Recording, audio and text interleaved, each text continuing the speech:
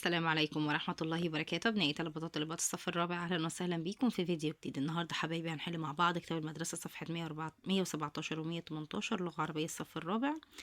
يا ريت يا حبايبي ما تنسوش تدعموني بلايك واشتراك في القناة عشان يوصلكم كل جديد. ونقول بسم الله الرحمن الرحيم. نشاط واحد بيقول لك اقرأ القطعة الآتية ثم أجب. بدأت حصة اللغة العربية بكتابة المعلمة هذه العبارة على السبورة. يعني حصة اللغة العربية بدأت إيه؟ إن المعلمة كتبت عبارة كده على السبورة وقالت إيه؟ قيل بأن شيئا بسيطا كزخرفة جناحي فراشة يمكن أن يسبب تأثيرا في كل أنحاء العالم، ثم أخبرتنا بأنه تعبير بيصف التأثير الناتج عن فعل صغير، بمعنى أن فعلا صغير جدا ينتج عنه سلسلة أحداث متتابعة ومترابطة كالدومينو، فدفع واحدة منها كفيل بيجعل الكل يسقط تباعا بدون استثناء. فنظام تأثير الفراشة بيصور الفرق البسيط اللي يمكن أن يسبب سلسلة من الأحداث. فمثلا تدحرج كرة ثلج صغيرة من قمة جبل بيجعلها تكبر شيئا فشيئا، وهو ما يمكنها أن تولد دمارا.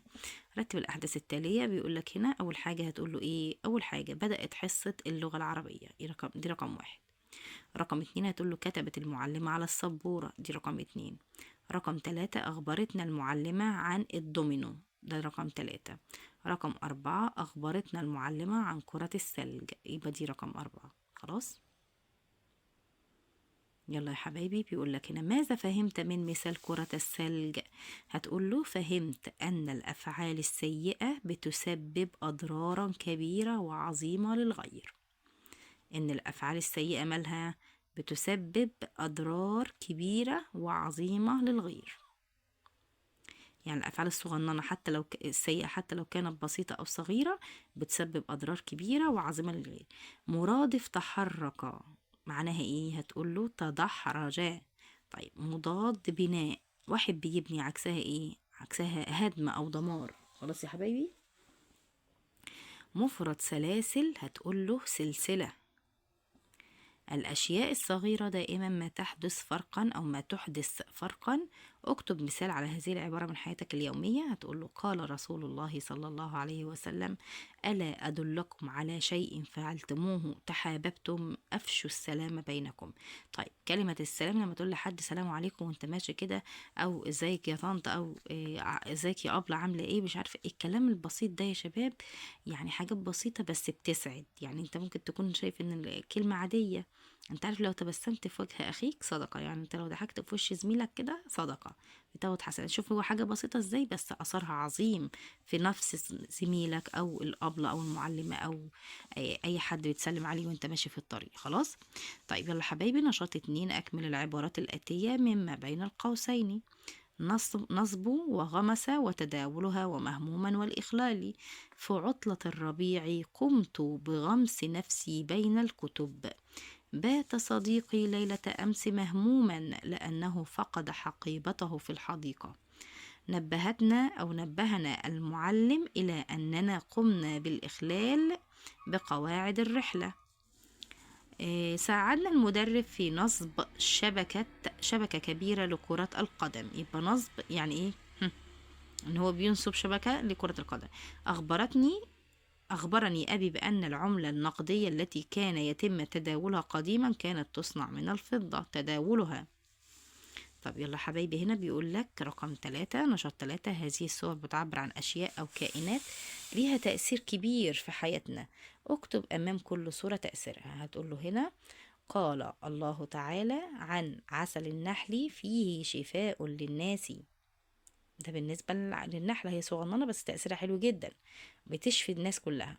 طيب برضو عن البذور هتقول له هنا ايه؟ قال او الحبوب قال الله تعالى عن الحبة كمثل حبة أنبتت 7 سنابل في كل سنبلة 100 حبة والبذرة بتصبح شجرة وفرعها في السماء. خلاص يا حبايبي. طبعا البذرة او السنبلة او الحباية في الاول بتبقى صغنطوطة كده، انت ممكن ما تهتمش بيها، بس لما تزرعها وتوليها وتنميها تصبح شجرة كبيرة او سنبلة كبيرة وبتنفع الناس. عرفتوا بقى ان الحاجة ممكن تكون صغننة كده بس فايدتها حلوة.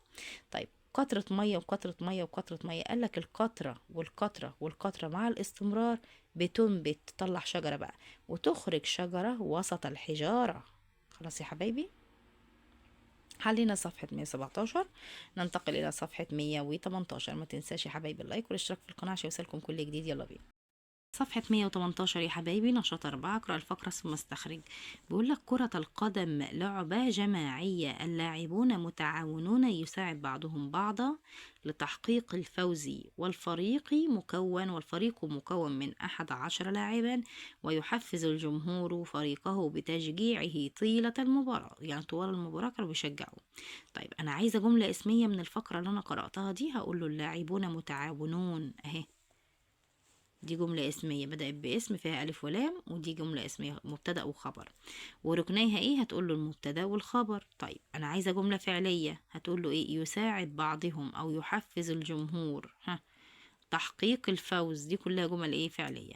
هتقول ركنيها الفعل والفعل، يحفز فعل مضارع، والجمهور فاعل مرفوع وعلامة رفعه الضمة.